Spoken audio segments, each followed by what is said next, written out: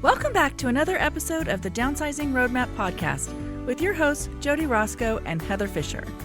We're talking about all things downsizing, from our own experiences with clients to guest experts. Let's make downsizing easier, one conversation at a time. Hi.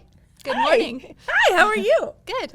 We're here. We are here on our very first episode of Downsizing Roadmap podcast. I'm so excited to be here today. Very exciting.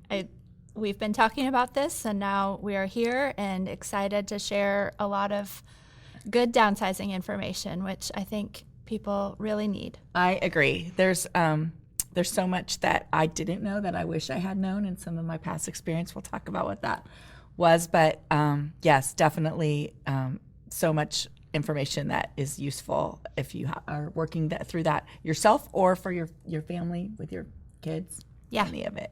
Yeah. So I'm Jody Roscoe. This is Heather Fisher, and we are real estate agents. I've been a real estate agent since 2010 in Dayton, Ohio, and we have an arm of our business that's downsizing, and so that's what we want to talk about on this podcast. So like Jody said, I'm Heather Fisher. I'm a realtor on the Roscoe Group, and we've been together on the same team. We've both been in real estate longer, but I've been on Jody's team for almost 6 years. It's crazy, right? Crazy, but day one, when I met Jody, she said, there's a lot going on and people need some help in the downsizing, arena, and just makes real estate more complicated. Let's put some solutions in place. And so we've been doing that ever since. Yeah. Downsizing is it's a whole own little animal, honestly. Like, moving up into a bigger house is really not the same as moving down from a house that you've been in for 30 or 40 years with all the things that you have accumulated.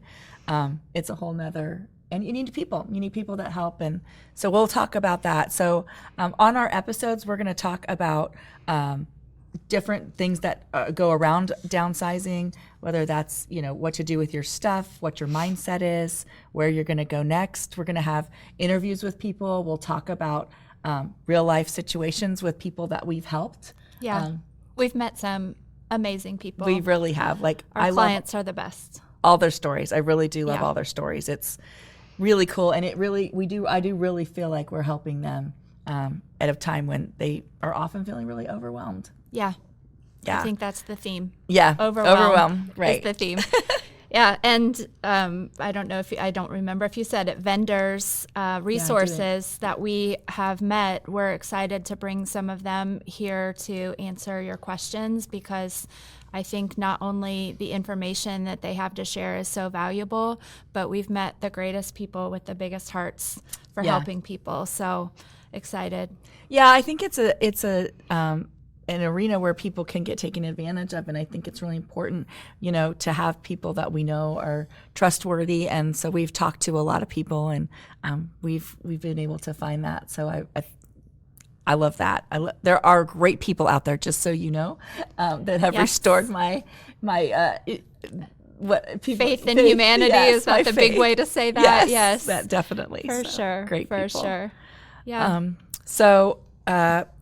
Do you want to talk a little bit about your story on why downsizing was on your heart? Yeah, so I did feel like it was a place where people needed a little bit more help when I was going to meet with people. But then I just had my own personal story around it. Mark, my husband's Mark, who's also on our real estate team, his dad passed away in 2018.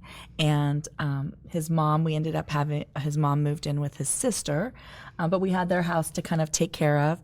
And that was my first kind of step into, oh gosh, this is hard. And there's a lot of stuff.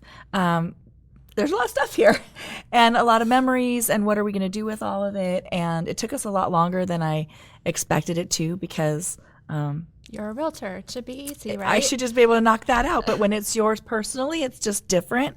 And so we started to figure out what resources we might need and work on that. And so that was kind of the beginning of it. And then my mom lived with my grandma in the house that they've been in since 1965. She went to prom with my dad from that house, and they're divorced since then. But she lived with my grandma and helped take care of her, and so all of my grandpa's stuff was in that house, and he had been passed away for 12 years, and then all of my mom's stuff and all of my grandma's stuff. So it was really packed full of things, as you know. Yes. And in 1 year, my grandma passed away in May, and my mom passed away that same December. And so, through lots of sadness and grief, we were also dealing with lots of stuff in the house, and I really just needed a lot more people to help me. So that was just as much of a real life experience as I could have around it. And I learned a lot of things from that. And I learned things that I wish had been different. And if I had known about them, they would have been different. And so I want to share that with people so that they can have that be a different experience. Yeah, when I met you, your family had just gone through things with Mark's family, and we started down this journey, and I'm so thankful for our friendship, and that I was able to be there. When you went through everything with your mom and your grandma, I saw how difficult it was, because you not only had your grief, but we as a real estate team were trying to help with all the pieces of the house. And it is a process of finding the right people, the people that aren't going to take advantage, the people that are willing to do the hard stuff. And what are those things? You don't even think of everything you're going to need. And then, since that time in my own life, I'm so thankful.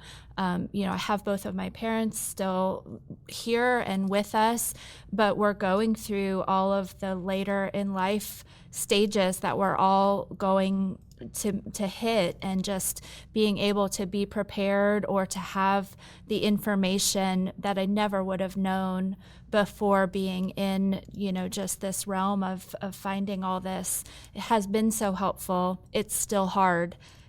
I think it's always going to be hard, but having some resources can make it easier. Yeah. And it makes you feel, I think that my biggest overwhelming feeling was just helplessness, not knowing who to turn to, and not knowing what to do myself, because I'm certainly not an expert in, the other pieces, some of the other pieces, estate planning, and, where to go and all of those things. We will have people that come and talk about all of that stuff. And I'm super excited to share that information with our listeners, because, I think you are in a place, honestly, from where we were, that you have learned more, that you can help your parents a little bit better than I could have. Yes, and I'm thankful for that. And I know, my family's thankful that we have those resources. And so I'm excited that we can just keep sharing that with a bigger audience, because there's a lot that you just don't think about till it's urgent. And once you're in crisis, that it's a whole different place, and working from a place of crisis is never a great place to be coming from, whether it's you yourself that's downsizing and know that you need to, and haven't, and just are feeling stuck, or whether you are helping your adult child, helping your parents.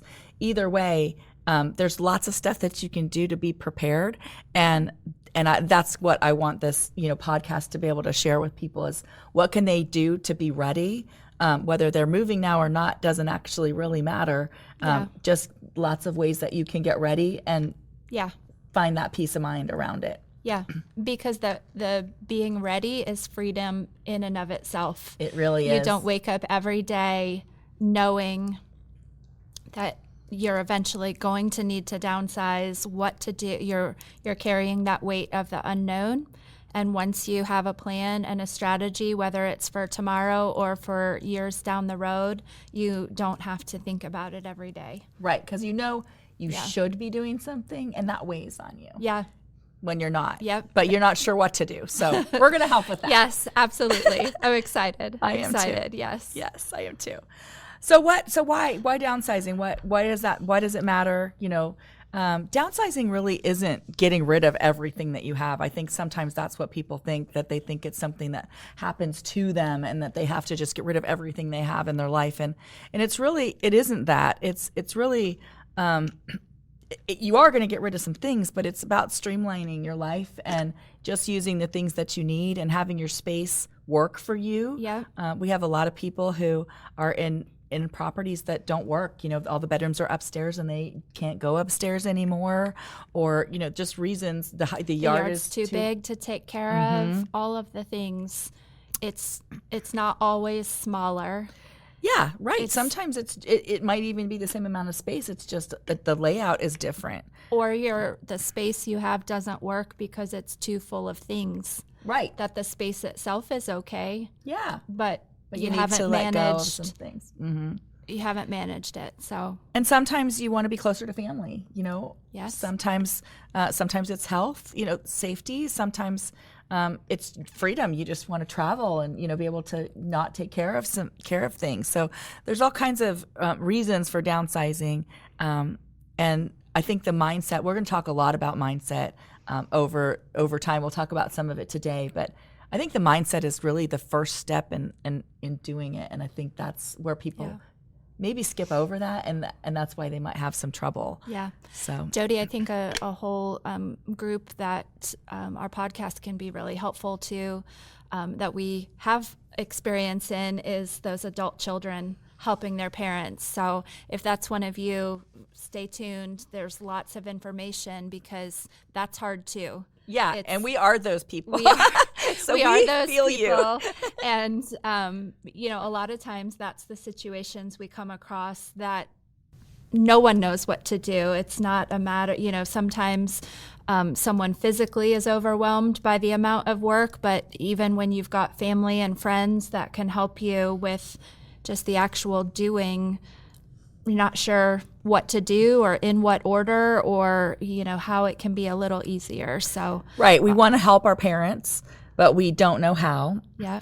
And they're feeling overwhelmed. And so there's, some stress around it. And as the adult kids, how can we help without adding to the stress? Yeah. Yeah. You don't think they just want all the stuff? Yeah. Well, yeah. I just want to take the whole house of their stuff and just take it to my house. No. Yeah. We know that that's not the case.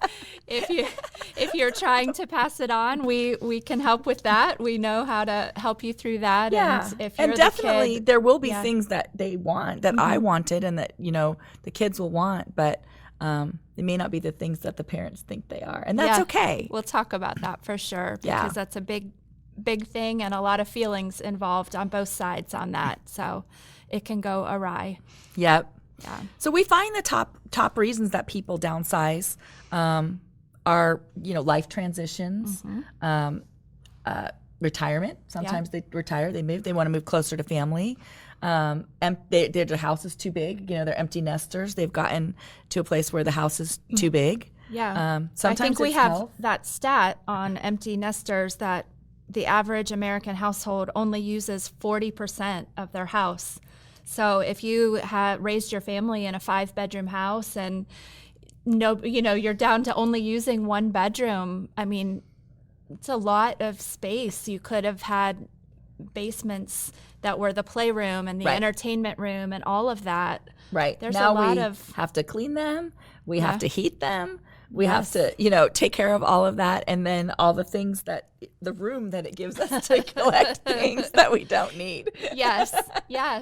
But even if you're coming from a place of, well, my house isn't cluttered, it can still be just the weight of space that you don't need. Right. I think. So lots of different problems or hurdles. Yeah. We'll call them hurdles, not problems. Well, and I think that people just get really used to where they are and don't really think about what life could look like. So we'll talk about mindset here in just a minute, but that's again about the mindset of things. Mm-hmm. We had a client who was in a situation where he was using only, not even 40%. He was just kind of, he had a problem with his mobility, and so he was in the downstairs basement all of the time, and he had stairs to go up to the kitchen, and he could only do that once a day. And the energy it took, with his mobility, and so he needed to move, and he knew it, but he didn't have the physical means to do that. So we were able to help him find people that could help him go through the things that he had, help him pack that stuff up. We found him a great ranch house that he can, move through easily, and his dog could go and be comfortable with him. And settled with the right stuff, not the stuff he didn't need. Right. Go through those things, get that all cleaned out, and then set up the house even. They set up the house so cute. They put all of his things out and helped him get a few new, bedding and some new things. And so he was just over the moon about his new situation. And I think we just get used to where we are, even if it's really bad. We don't see how bad it is when we're living in it. Yeah. It's the change declines over time. Yes. And you don't notice it because it's just a small bit each day that something gets harder or something gets more neglected or, something is working less for you each day, and suddenly it doesn't work at all, but you haven't realized it yet. Yeah. And so I think when we talk about what we're going to talk about a lot is mindset, and then what to do with your stuff. There's going to be a lot of conversations around that, and then where to go next, and then maybe what to do with the house. But when we talk about that mindset, I think that people don't spend a lot of time just thinking about what the future could look like. Yeah. We just kind of live our day to day, and we don't think how it could potentially be different. And we know what the past is, and we know we have those memories from the past. We know what the present is. Yeah. We know how we're living now. But I think sometimes they get stuck on what that future could look like. And so I think that's where you need to start if you're going to start with your downsizing. I think you need to start with what could my future look like? And you have options. You could think of that as a positive or a negative. Yeah. And I think sometimes a lot of people feel like I hear them say things like, I have to move. I can't keep all my stuff. It's all like almost like it's something that has to happen to them instead of maybe something exciting that they could look at and say, how could my life be better? Yeah. We talk a lot about focusing on that big why. I mean, a lot of times in the clients we've met, it's getting closer to their adult kids and grandkids, and that's amazing to be in the right space close to all the people that you love. Yeah. Or freeing up time from maintaining your house to travel, to do hobbies, pickleball. We have a lot of pickleball clients, all the fun things. And then sometimes it's really down to the things that come with aging. You need different health care. You need people around you daily helping with your daily needs or health needs. You need safety and security if you fall, or if something happens with your health. You need to be in a senior living community at various stages to get those extra things. And what have we discovered, Jody? Everyone is so happy they've done it. Yes. And also what I was going to say is that the senior living Oh, communities yes. of today are not at We all. wanna live If your only experience is a nursing home from 30 years ago, they are beautiful. They really are. Like we go to see them. We want to see what their options are, and so we've gone and met with a lot of the people that work there, who are also some really fabulous people, by the way. Really big hearts. And Yes. Big hearts. And so, oh my gosh, there's many times we've been like, so let's many move in. amenities, both fun and social amenities, and the day-to-day laundry and meals and the things I could go. I'm telling you. I mean, you're going to make my dinner and you're going to do my laundry, and it's going to be, social time. Yes. I'm in. Yes. We'll be roommates next door. We'll be like next door neighbors. We're ready. So So if you're thinking, that it's like your grandma's nursing home. You need to go out and check out some of Yeah. them, honestly. And I think sometimes information is power, right? And so you just need to kind of go out and see what's out there, and what other options there are, so that you can kind of get dreamy about what that could look like. Because I do feel like, when I was saying, I made a kind of a little list of, what could be the positives. And I think emotional is one of them. Social. I think I think that COVID kind of taught us that, being alone like that, Yeah. so isolated, is not good for us. And Yeah. so, even though it might feel comfortable in your house all by yourself, you don't even maybe know how amazing it would be to just be able to go have coffee with somebody, or, have breakfast with somebody or something like Just that. those daily interactions, unplanned, Yeah. passing someone in the hallway, or, at the dining room, and things like that can bring so much to someone's life, where if not, days could go by before Right. someone is interacting with people. We know as adult kids, we're living a full life too, and just this day and age, our schedules are full, and it's not a matter of not wanting to be there for our parents and all of that, but that day-to-day community with that extended family is just harder. And I do think the community that someone could live in, if it's vibrant, can really bring so many benefits. Yeah, I mean, it feels great to have people who are caring about you, more than just your family. Hey, I haven't seen her today. Let's go check on her. Let's just go have tea, or let's play cards. Or, my Nana was so vibrant. Like, she was just somebody who was always on the go, and it was great to see, to have that role model for me of what that can look like. And she just had so many friends, and Yeah, I love that. it was really cool. It was really cool to see that. So, so the positives financially, there can be positives about that. Big houses are expensive to take care of. Health wise, it might be safer somewhere. So just kind of get a little bit dreamy.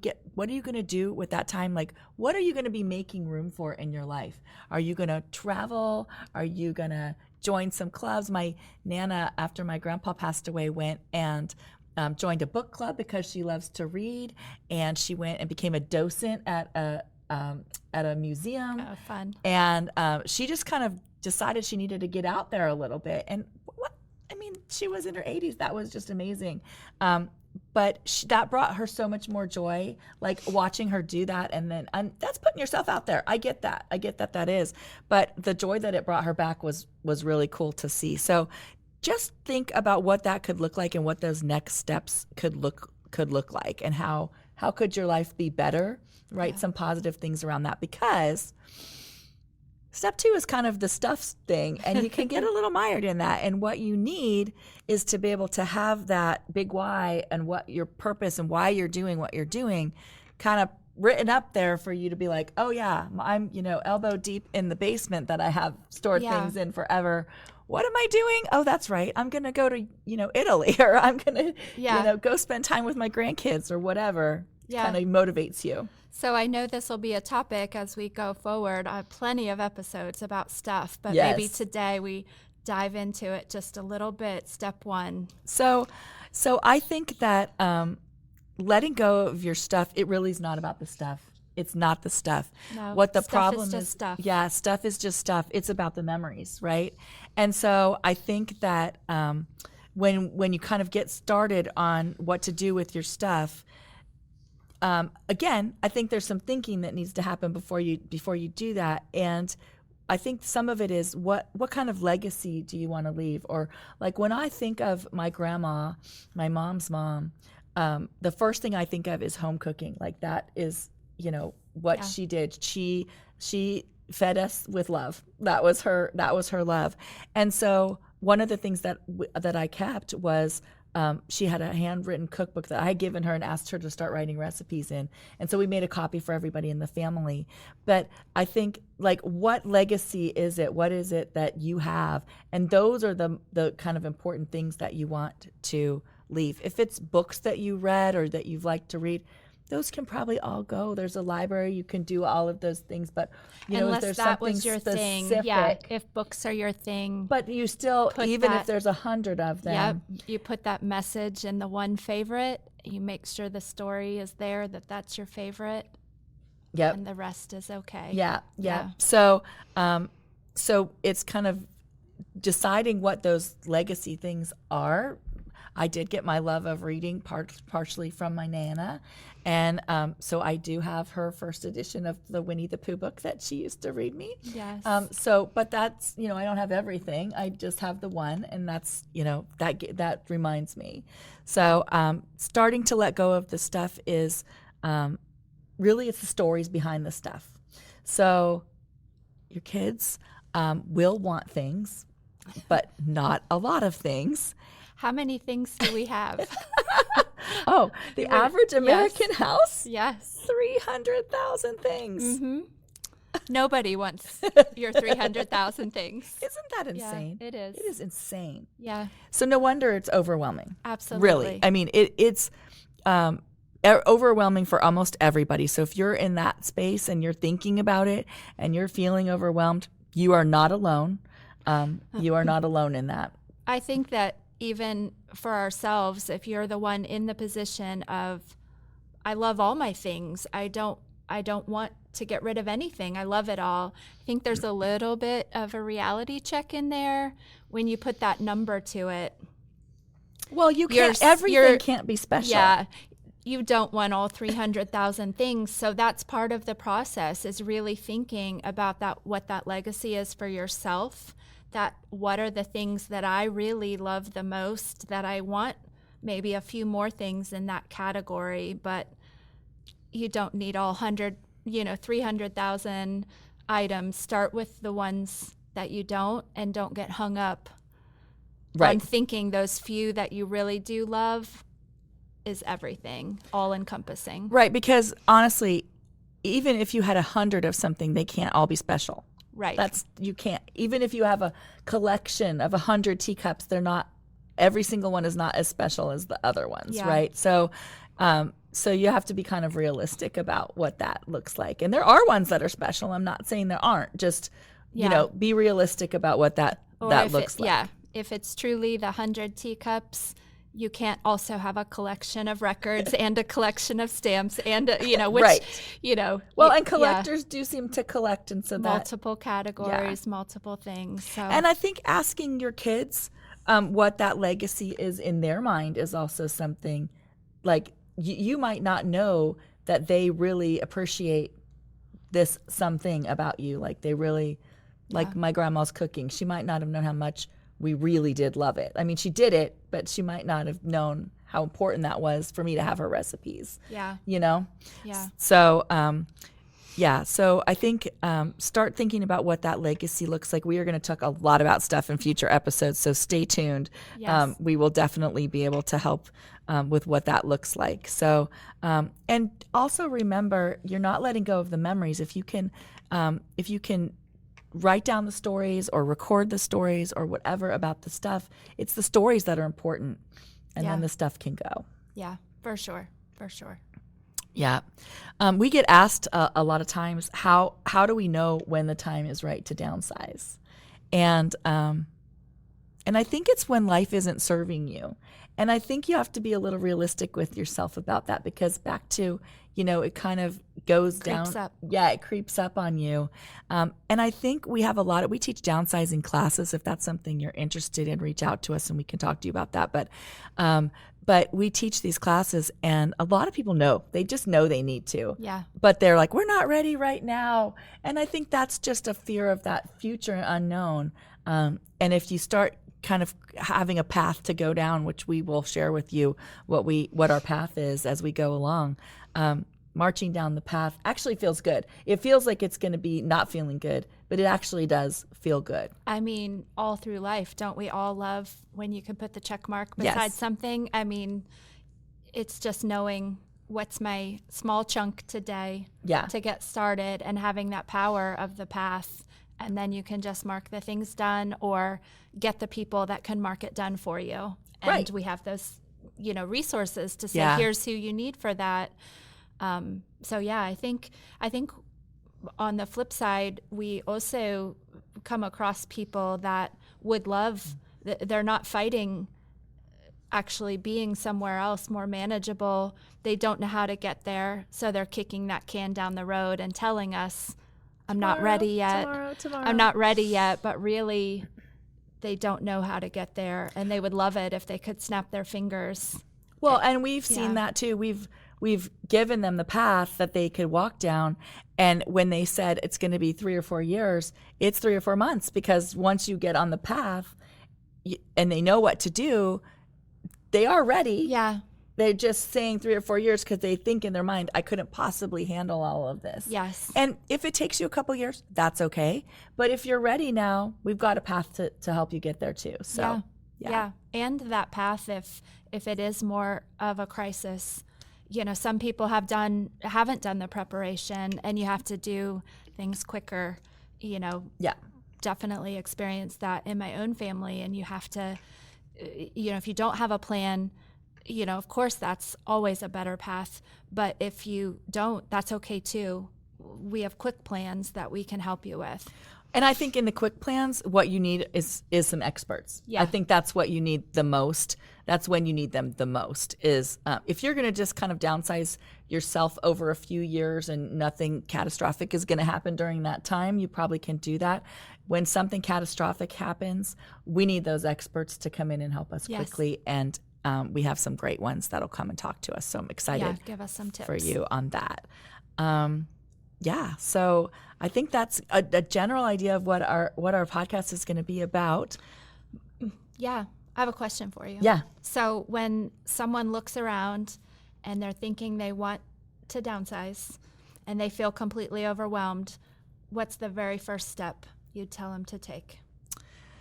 I really think the first step is stepping back and doing that big why. I think that first step is to really start thinking about what their future could look like, so they could get excited about that. And then we'll give you the path on how to deal with this stuff. I think that people focus on the stuff, and that's where they stop, because they're like, they look around and they think, it's not fun. I'm exhausted already and I haven't even done anything. And so I think focusing on the future first is what you should do. Great info. Yeah. Absolutely. So next week, we're going to talk about the 80-20 rule. I'm not even going to tell you what it is, but I'll tell you next time. But it's a really great way to help you pare down your stuff with a mindset of the 80-20 rule. Awesome. Yep. Awesome. Yep. Yeah, good stuff. Do we have any questions from that we were going to answer from that we've gotten before? Yeah, I think just the one about how when's the right time. We also get a lot of questions on what to keep. If you all have questions, send them to us. We would love to answer your questions. Maybe we'll do a whole podcast on answering questions one of these times. But we also get one of how do we know what to keep and what to let go.